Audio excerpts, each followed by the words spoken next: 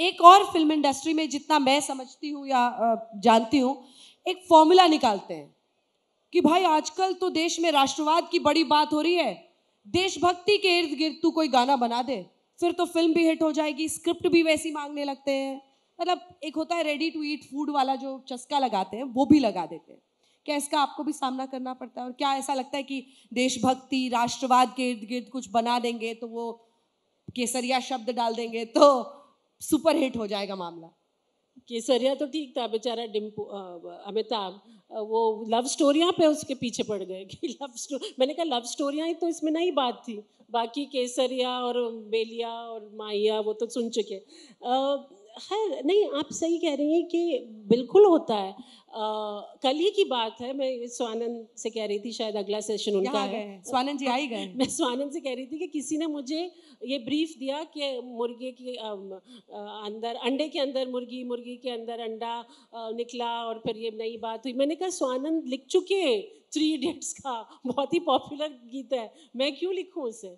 तो रेफरेंस एक चीज़ होती है, लेकिन आई डोंट थिंक आप फिल्म मेकर्स को ब्लेम कर सकते हैं, क्योंकि एक भेड़ चाल भी होती है, जो चल रहा है उसे चलाओ जब तक चलता है, फिर कोई दिशा बदलता है, फिर वो नॉर्म हो जाता है, वो सिस्टम का एक हिस्सा बन जाता है। तो ये तो दुनिया का चक्का है, वो तो गोल गोल घूमता ही है। कौसर जी, क्या ऐसा आगे आपको लगता है कि आप करना चाहेंगी, और किस तरह से आप आगे, अगर आपको ये ताकत मिल जाए कि मैं तो कुछ अलग करना चाहती हूँ जो कहते हैं, तो उसका क्या मतलब है, और क्या उसका वाकई कोई मतलब है भी?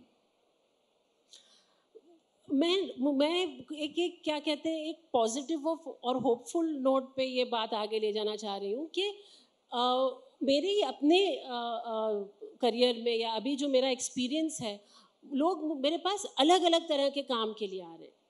कोई मेरे, और ये OTT का उसका बहुत बड़ा योगदान है कि कोई मुझसे कह रहा है कि आप पोइट्री लिखिए इस कैरेक्टर के लिए, कोई मुझसे कह रहा है कि हम ये एक म्यूज़िक फेस्टिवल कर रहे हैं, उसमें आप लिखिए नहीं, लेकिन आप म्यूज़िक क्यूरेशन कीजिए, थॉट क्यूरेशन कीजिए, गाने की क्या कहानी होनी चाहिए वो हमें बताइए। और गीत तो है ही, फिर ये इस तरह के फोरम, इस तरह के भी प्रोफेशन है, गाने की क्या थॉट होना चाहिए? बिल्कुल, ताकि आप मतलब उसका वो वाला मामला नहीं कि सैड हैप्पी नहीं, ताकि so you set the narrative for the entire event for the show. These are very interesting things for me.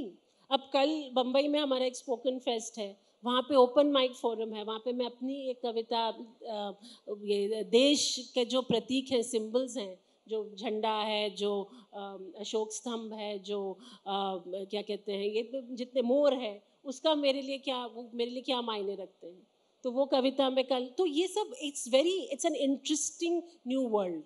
अब आपको उसमें से क्या लेना है और क्या, जैसे साहिर साहब ने क्या कहा, जो हवादिस की शक्ल में आप क्या लौटाते हैं, वो अब आपके ऊपर है।